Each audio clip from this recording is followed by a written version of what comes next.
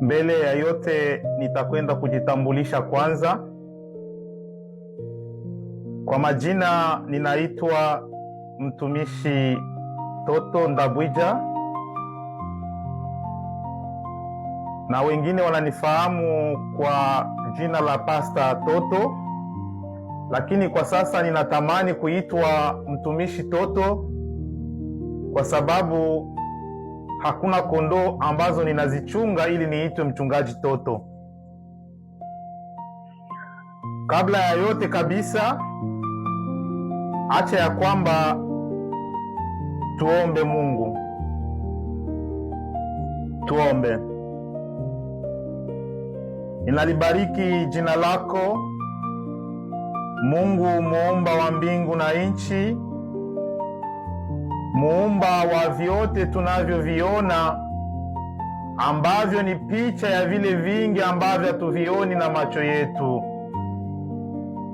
Asante kwa sababu umependezwa ya kwamba jioni ya leo niweze kuongea na watu wako.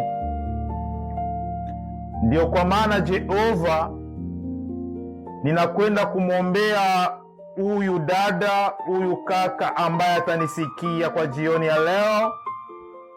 Ninakwenda kumwombea huyu baba na huyu mama ambaye atanitega sikio kwa jioni ya leo, ili ya kwamba uweze kumubariki, ili ya kwamba uweze kumlinda, ili ya kwamba uwe jibu kwa ajili ya mahitaji yake. Asante Jehova kwa sababu utakuwa pamoja nami kwa jioni ya leo. Utaweka moto kwenye ulimi wangu ili ya kwamba yale nitakayoyanena yapate kibali kwa watu wako.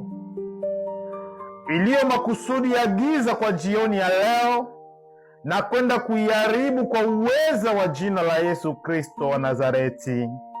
Amen. Basi shabaha ya video hii